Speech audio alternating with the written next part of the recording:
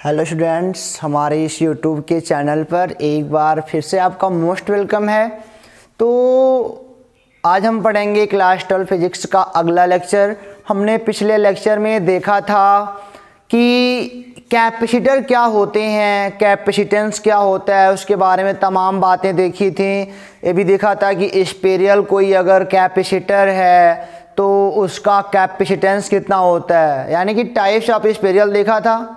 Types of capacitor हमने देखा था जिसमें स्पेरियल था, पैरेलल प्लेट था, सिलेंड्रिकल था। और हम बता दें आपको कि हमारे सिलेबस में मिलने वाला है केवल पैरेलल, लेकिन फील के लिए ताकि आपको कहीं से कोई प्रॉब्लम ना हो हम आपको सब कुछ बताएंगे, ठीक है ना। तो हो सकता है ऑप्शनली भी कभी कोई पूछ लेता है बताओ इसका कितना होगा, तो आप फंसो ना वहाँ पे, बस हम यही चाहते हैं, ठीक है। तो आज हम पढ़ेंगे कि एक स्पेरियल कैपेसिटर में कितनी एनर्जी स्टोर हो सकती है। आज हम क्या पढ़ेंगे कि energy stored in a spherical capacitor, ठीक है ना। स्पेरियल कैपेसिटर में कितनी एनर्जी स्टोर हो सकती है, हमको यही सीखना है। तो उससे पहले हम आपको थोड़ी मोड़ी बातें और फील करा दें ताकि आपको कहीं से भी कोई प्रॉब्लम ना हो। तो चलिए थोड़ा मोड़ा एक एक्स्ट्रा चीज़ जानते हैं कि आप जानते हो जब किसी भी कंडक्टर पर Q बढ़ेगा तो V बढ़ेगा। Q प्रोपोर्शनल टू V होता है, इसको फील करो पहले आप। कोई भी कंडक्टर होगा अगर चार्ज बढ़ेगा तो पोटेंशियल पक्का बढ़ना है। मान लो यही हमारा यही मान लो कोई सरफेस हो, चार्ज मैंने देना शुरू किया, सरफेस पे चार्ज आने लगे और इतना चार्ज दे डाला इसका विभव बहुत ज़्यादा हो गया। तो जब इसकी लिमिट से ज़्यादा चार्ज दोगे, इसकी लिमिट से ज़्यादा एनर्जी इनको दोगे तो जानते हो क्या करेगा ये? क्या करेगा, ये जो अगल बगल एयर के मालिक्यूल हैं, क्योंकि एयर मालिक्यूल जो होता है वह न्यूट्रल होता है। एयर मालिक्यूल क्या होता है? न्यूट्रल होता है, न्यूट्रलाइज होता है, उदासीन होता है। तब क्या करेगा, अगर यहाँ पे एयर का मालिक्यूल है तो एटम तो है ही हो, उसके अंदर इलेक्ट्रॉन प्रोटॉन तो है ही, मालिक्यूल है ना। तो यहाँ पे क्या करेगा, इनके माइनस वाले को अपने पास बुलाएगा, प्लस वाले इधर जाएंगे। बड़ा थोड़ा बनाते हैं, जूम करते हैं, माइनस वाले को अपने पास बुलाएगा, प्लस वाले को इधर कर देगा, यानी कि पोलराइज करेगा। अब ये इसका काम क्या हो गया, ये काम करना शुरू कर दिया। जब बहुत ज़्यादा चार्ज दोगे ना तो ऐसे करेगा, ये बिहेव ऐसे करेगा, इनके माइनस वाले को अपनी ओर बुलाना चाहेगा और प्लस वाला उधर। पोलराइज तो होना इनको है, इनका इधर अट्रैक्शन पावर जो लग रहा है। तो क्या करेगा, जब बहुत अधिक सीमा ना आ जाएगी तो ये क्या होगा, माइनस को अपने पास बुलाएगा, पक्का बुलाएगा। इसी को हम कहते हैं चार्ज लीकेज। इसी को हम क्या कहते हैं, चार्ज लीकेज। कि चार्ज लीक कर गया, और अगर माइनस यहां पे आने लगा ना तो क्या होगा, यह डिस्चार्ज होगा। यह चार्ज है ना, यह डिस्चार्ज होने लगेगा। और जब यह डिस्चार्ज होने लगेगा उसी को हम बोलते हैं कोरोना डिस्चार्ज। क्या बोलते हैं, कोरोना डिस्चार्ज। जब खुदे डिस्चार्ज होने लगे, खुदे डिस्चार्ज हो रहा है, इसका खुदे मन कर रहा है डिस्चार्ज होने का, तो बहुत ज़्यादा जब आप कर दोगे, बहुत ज़्यादा विभव जब बढ़ जाएगा तब ये वाला केस बनता है। जब विभव बहुत ज़्यादा यानी कि जब उसकी क्षमता खत्म हो जाएगी चार्ज को लेने की तो यही हरकत करेगा, कोरोना डिस्चार्ज होगा, या फिर मतलब कि या फिर तो चार्ज लीक करेगा। चार्ज लीक कर रहा है, माइनस वाले को इधर बुला रहा है, यानी डिस्चार्ज हो रहा है। चार्ज लीक करना मतलब क्या, चार्ज का गायब होना, और चार्ज का गायब होना मतलब क्या, डिस्चार्ज होना। तो डिस्चार्ज तो हो रहा है। इसी को हम बोलते हैं कि ज्यादा नहीं दे सकते, ज्यादा नहीं, लिमिट में। और एक बात तो और जान लो कि जैसे कोई बर्तन अगर है 5 लीटर का तो क्या उसको आप 10 बना पाओगे? 10 नहीं बना सकते, नहीं। बर्तन 5 लीटर का है तो उसमें 5 लीटर ही पानी आएगा। वो बाद में हम सीखेंगे, जो हम बता रहे हैं भी सुनिए आप ध्यान से। अगर बर्तन हमारा 5 लीटर का है तो उसकी धारिता जो होगी 5 लीटर की होगी। उसी प्रकार कोई भी कैपेसिटर जो होता है वह फिक्स वैल्यू का होता है। ठीक है ना। अगर इतना एरिया उसका है तो फिक्स वैल्यू का है कि इतना फैरेड का होगा, इसका कैपेसिटर इतने फैरेड का होगा। जैसे बर्तन फिक्स है 5-6 लीटर का है, उसी प्रकार अपने साइज और शेप के बेस पर वो कैपेसिटर भी क्या है, फिक्स है कि इतना ही फैरेड का होगा। वो अभी फिक्स वैल्यू है, कांस्टेंट वैल्यू है। और आप जानते हो कि जो फैरेड होता है कैपेसिटेंस का एक बहुत बड़ा मात्रक होता है। फैरेड अगर आपको लिखना कहीं देखना हो तो अपने पंखे के पास जाओ, पंखे के ऊपर कंडेंसर लगा है जो कि एक कैपेसिटर होता है, उसके ऊपर लिखा होगा 0.2 माइक्रोफैरेड, 3 माइक्रोफैरेड, ऐसे माइक्रो में लिखा होगा। और आपके जो कूलर होता है कूलर, उसका कंडेंसर भी अधिकतम 5 माइक्रोफैरेड का होता है, आप देख सकते हो जाके, ठीक है ना। माइक्रो में सब नापा जाता है, ठीक है ना, क्योंकि फैरेड बहुत बड़ा मात्रक होता है। तो फैरेड अगर देखना चाहते हो तो ऐसे लिखा होता है 2 माइक्रोफैरेड, उस डिवाइस पे लिखा होगा कैपेसिटर पे, यानी कि उसे क्या बोलते हो, कंडेंसर बोलते हो अपनी भाषा में। ये सब देख सकते हो आप। तो ये छोटी छोटी बातें, जानकारियां आपसे साझा हमने कर दी। अब आइए हम सीखते हैं एनर्जी स्टोर्ड इन स्पेरियल कैपेसिटर। एक अगर हमारे पास स्पेरियल यानी कि गोलीय संधारित्र है तो उसमें कितनी एनर्जी स्टोर होगी। एनर्जी की मतलब बात क्या, पोटेंशियल एनर्जी। आप जो भी काम करोगे उस पर, वही उसमें क्या होगी, पोटेंशियल एनर्जी के तौर पे क्या होगी, कलेक्ट होगी। चलो पढ़ाई करते हैं। मान लिया, और आज हम यह भी सीखेंगे कि हम गोलीय संधारित्र का उपयोग क्यों नहीं करते हैं। स्पेरियल कंडक्टर का या स्पेरियल कैपेसिटर का यूज हम क्यों नहीं करते हैं, क्यों बैड कैपेसिटर माना जाता है। तो चलो आ जाओ।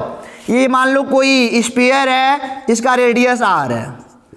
ये मान लिया हमने कोई स्फीयर, इसका रेडियस r है। स्टार्टिंग में यहाँ पे कोई चार्ज नहीं है, स्टार्टिंग में कोई चार्ज नहीं है और स्टार्टिंग में कोई विभव भी नहीं है। जब चार्ज नहीं तो विभव कहाँ से होगा, सब जीरो चल रहा है। चलो इसको चार्ज करते हैं।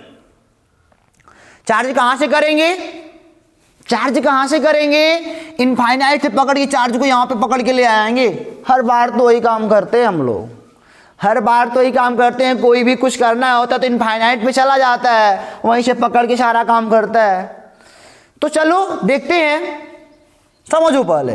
मान लो हमने यहां से इनफाइनाइट पे से DQ चार्ज पकड़ा और इनको पकड़ के ले आया। पकड़ के ले आओगे, पहला चार्ज है, ध्यान देना पहला चार्ज है, पहला चार्ज है। तो जब इनको ले आओगे तो कोई वर्क नहीं करना पड़ेगा, पुश कर दोगे ना, फ्रिक्शनलेस रास्ता है, पग तुरंत आ जाएगा, यहाँ पे लाके रोक देना, रुक जाएगा। पहला चार्ज है, कोई वर्क नहीं करना पड़ेगा, पहला चार्ज है ना।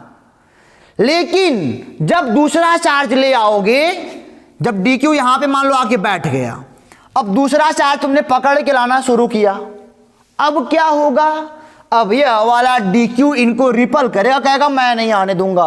पहले वाले को तो जीरो वर्क पे लेते हैं, अब यहां से खेल शुरू होता है। अब यहां से पकड़ के ले आओगे तो वर्क करना पड़ेगा, क्योंकि यह कहेगा मैं आने नहीं दूंगा, वापस रिपल करेगा ना। तो रिपल के विरुद्ध हमको क्या काम करना पड़ेगा, काम करना पड़ेगा। और मैं जब काम करूंगा, लाके जबरदस्ती बैठाऊंगा तो एनर्जी स्टोर होगी, वही तो पोटेंशियल एनर्जी होगी। चलो सपोज करते हैं दूसरा वाला भी आके बैठ गया, दूसरा वाला भी आके बैठ गया। अब तीसरे वाले को पकड़ के ले आओ जरा, तीसरे वाले को पकड़ के ले आओगे ना, तब ये दोनों रिपल करेंगे। अब ये दोनों रिपल करेंगे, अब इसको पकड़ और ज्यादा वर्क करना पड़ेगा, और ज्यादा वर्क। तीनों ला के बैठा दिया, चौथे वाले को ले आया, अब ये तीनों रिपल करेंगे, अब और ज्यादा वर्क करना पड़ेगा। इसी प्रकार आप देख रहे हो कि हमको छोटा छोटा चार्ज लाने के लिए हर बार वर्क अलग अलग करना पड़ रहा है। यानी कि कह सकते हो यहाँ पे वर्क क्या है, वेरिएबल है। वर्क यहाँ पे क्या है, वेरिएबल है। वर्क बार बार बदल रहा है। क्यों बदल रहा है, समझ रहे हो ना, वर्क क्यों बार बार बदल रहा है। तो आपको समझ में आ रहा है, क्योंकि चार्ज ज्यादा हो रहे हैं और उतना ज्यादा बल से उनको पीछे कर रहे हैं, तो हमको और ज्यादा बल लगा के काम करना पड़ रहा है। तो वर्क हमको ज्यादा करना पड़ रहा है। वर्क ज्यादा कर रहे हैं तो यहाँ पे एनर्जी भी ज्यादा स्टोर हो रही है। चलो ठीक है, मान लो किसी समय एट एनी टाइम, मान लो किसी समय एट एनी टाइम यहां पे चार्ज Q, और अगर Q चार्ज हो गया तो कुछ पोटेंशियल बन जाएगा, V हो गया। एट एनी टाइम मैंने कहा ना यहाँ पे चार्ज क्यू, टोटल अभी नहीं बात कर रहे। अभी मान लो किसी समय कुछ समय बीता हो, D Q D Q D Q D Q लग गया हो, तो मान लो किसी समय क्यू चार्ज इस पे आ गया हो, और जब क्यू चार्ज आ गया तो कुछ विभव बन जाएगा, और कैपेसिटेंस तो हमेशा सी रहेगा। कैपेसिटेंस ना चाहे चार्ज जीरो था, वी जीरो था, तब भी कैपेसिटेंस सी ही था। अब कुछ समय बीता तब भी कैपेसिटेंस सी ही रहेगा। आए टाइम कैपेसिटेंस ही रहेगा, कैपेसिटेंस बदलने वाला है ही नहीं, क्योंकि कैपेसिटेंस का मान क्यू और पे डिपेंड ही नहीं करता। कैपेसिटेंस का मान क्यू और पर डिपेंड ही नहीं करता, तो क्या करोगे अब? तो कैपेसिटेंस अब जान रहे हो ना, वही बर्तन वाली बात है। 5 लीटर का है तो चाहे उसमें कुछ रहे चाहे ना रहे, 5 लीटर हमेशा वो बना रहेगा। उसी प्रकार इसका कैपेसिटेंस ना कभी बदलने वाला नहीं है, क्योंकि क्यू और पर डिपेंड ही नहीं करता। क्यू आए चाहे जाए, क्या करना इससे, सी तो हमेशा बना रहेगा वही। चलो ठीक है, ये समझ गया है ना। मान लो किसी टाइम पे चार्ज क्यू हो, और जो इसका जो पोटेंशियल बना हो वी बना हो, और कैपेसिटेंस तो हमेशा वही कैपिटल सी ही रहना है। मान लो बहुत ज़्यादा समय बीत जाए, मतलब कि मान लो टाइम बहुत ज़्यादा हो जाए, आफ्टर मोर टाइम, यहाँ पे ऐसे लिख सकते हो, आफ्टर मोर टाइम क्या होगा? यहाँ पे डी क्यू जब पूरा जगह भर जाएगा, इसका लिमिट खत्म हो जाएगी, तो कह सकते हो सर उस समय यहाँ पे टोटल चार्ज हो सकता है क्यू। क्या कह सकते हो आप? यहाँ पे टोटल चार्ज, यानी कि अब सब लोग आ चुके, लिमिट खत्म अब इनकी, यहाँ तक लिमिट खत्म हो गई। टोटल चार्ज कितना हो गया? क्यू हो गया। एट एनी टाइम जानते हो क्यों माने? देखो जरा, शुरुआत में तो क्यू का मान 0 और अंत में क्यू का मान कैपिटल क्यू टोटल आ चुका है। बीच वाला पोर्शन यही है कि किस समय ऐसा रहा होगा जिस समय यहाँ पे आवेश क्यू आ गए होंगे, कुछ लोग आए होंगे, और वी हमारा उस समय पोटेंशियल रहा होगा, और सी तो बदलने वाला है नहीं। इसी पे हमको हर एक, जैसे कोई फार्मूला प्रूव करेंगे, इसी को लेके हम चलेंगे, ठीक है ना। तो आ जाओ अब समझते हैं। आफ्टर मोर टाइम चार्ज कितना हो जाएगा? कैपिटल क्यू मान लिया। कहां से कहां तक गया? 0 से टोटल क्यू तक आया है। अब आप ये भी जान रहे हो कि वर्क वेरिएबल है, वर्क चेंज हो रहा है। अब मैं बोलूंगा, आपने ऐसे विभवांतर बराबर क्या पढ़ रहे हो? जब इस समय यहाँ पे विभव पी रहा होगा, तो विभवांतर v माइनस वी इनफाइनाइट यहाँ और यहाँ का, आप कहोगे work done by external agent by D Q. छोटे से चार्ज को लाने में कितना काम किया होगा आपने? छोटा सा काम भी किया होगा। v इनफाइनाइट का मान 0 होता है, यानी कि डी डब्ल्यू बराबर v इंटू डी क्यू।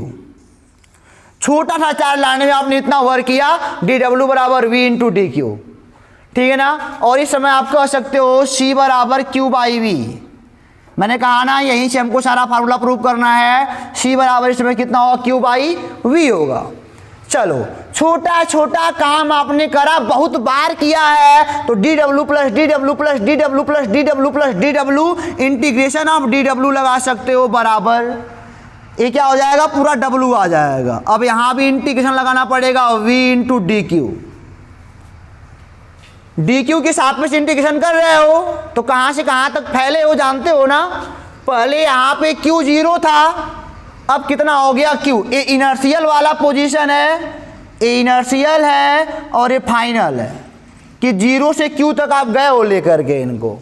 चलो यहां तक आपको बात समझ में आ रही होगी।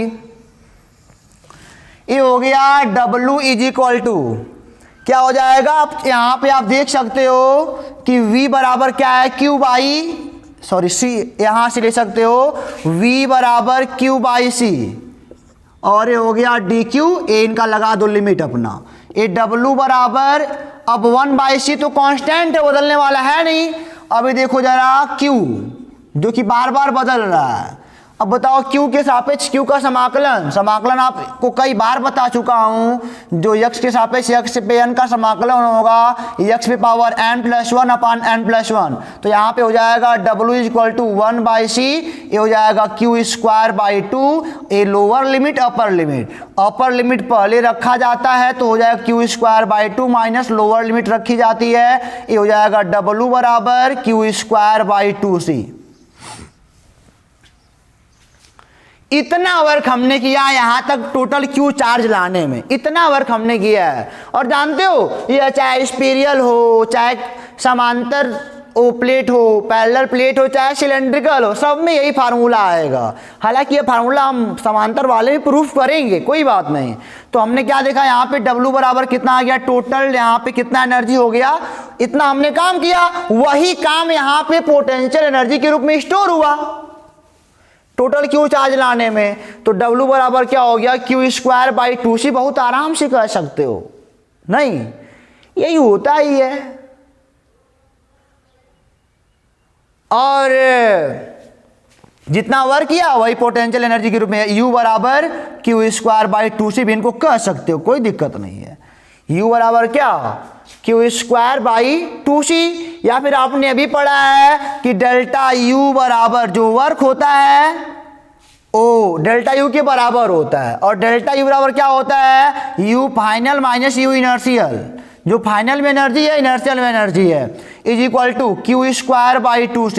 इनर्शियल में एनर्जी कितनी है, इनफाइनाइट पर थे, 0 था, तो U फाइनल कितना आ जाएगा, Q²/2C। यहां से फिर ले सकते हो, समझ में आ गया ना। ये भी कर सकते हो, यानी कि मैंने आपको पीछे से वर्क भी दिया था, ये ट्रायंगल वाला, पहले ए दूरी पे 2 कर दिया था, वो आपने शायद किया नहीं था। तो वर्क जो होता है ना, U final minus U inertial के बराबर होता है।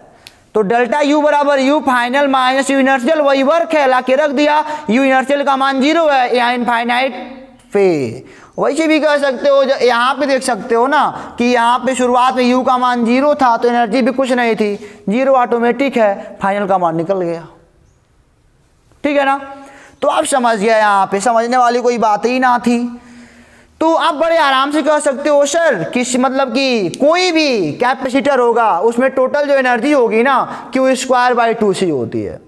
यहाँ तक आपको कोई प्रॉब्लम, इनको मिटाना समझ में आ गया ना। क्या करना क्या है, यहाँ पे चार्ज ला के रखना है, एक हमको कोई सर्टेन समय ले लेना है, वहाँ पे ए वाली वैल्यू पुट करनी है। यहाँ से छोटा सा वर्क देख रहे हो, dW बराबर V × dQ, V का मान यहाँ से ला के रख दिया और कर दिया, इंटीग्रेशन कर दिया, हो गया बस।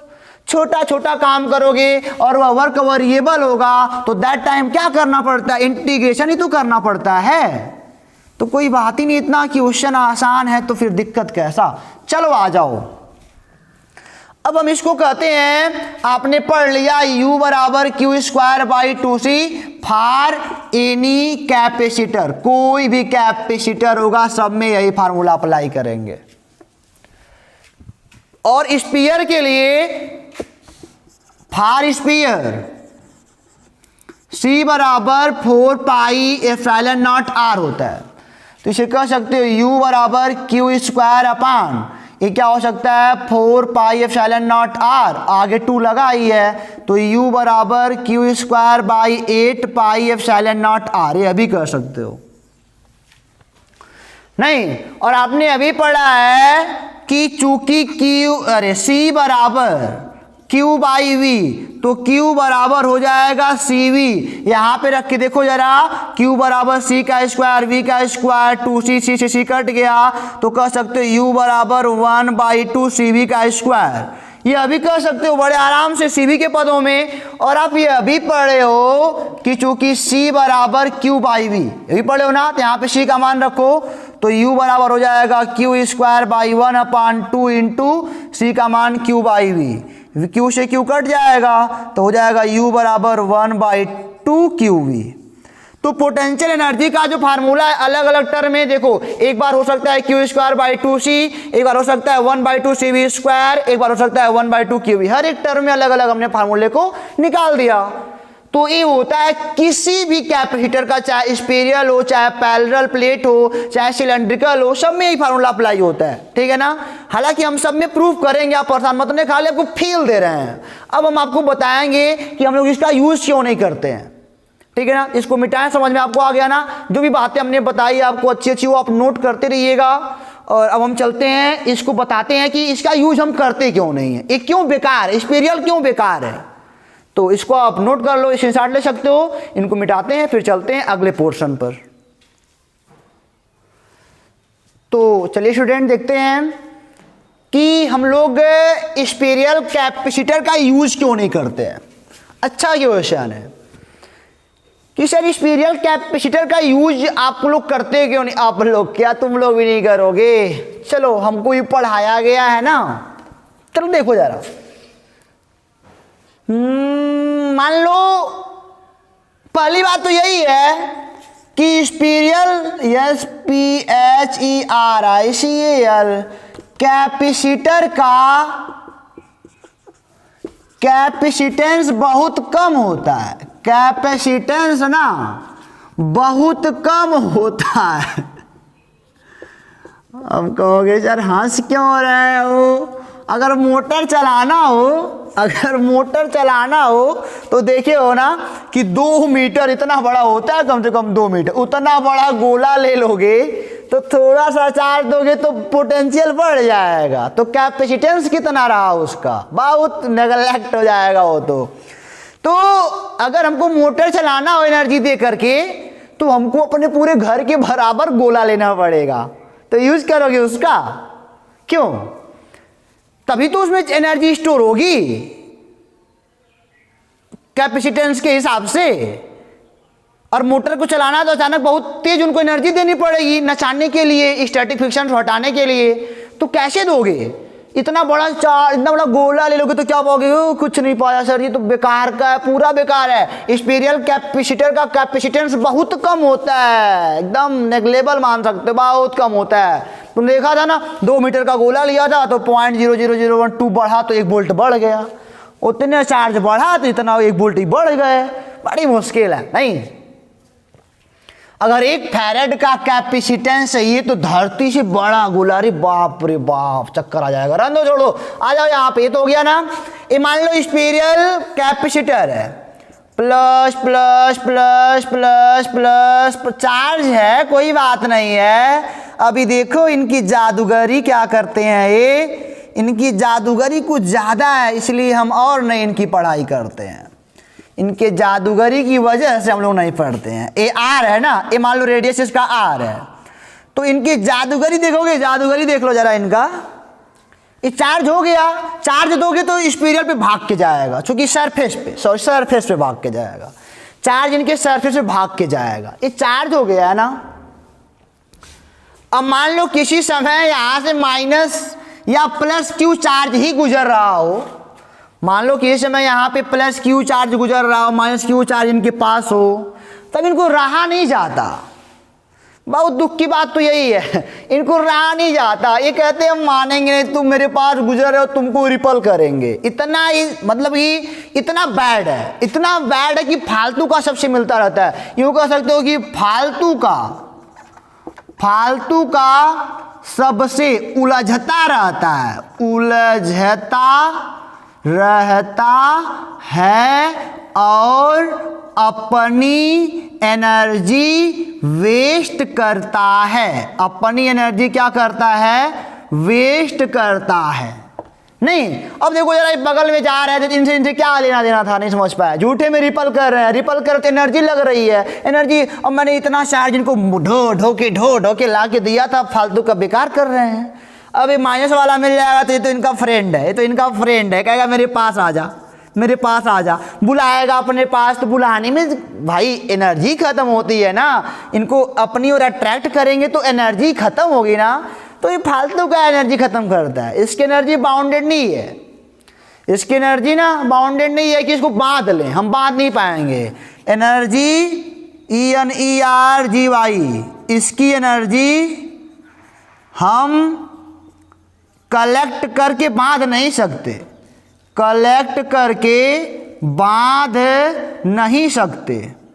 अगर बंध जाता तो मज़ा आ जाता, तो रोक लेते ना, कहीं मतलब कि अगल बगल से मिलता जुलता नहीं, तब हम इसका यूज कर पाते। लेकिन ये तो छाड़ा फालतू का, इसीलिए हम लोग इसे कहते हैं बैड कैपेसिटर, इसका यूज हम करते नहीं हैं।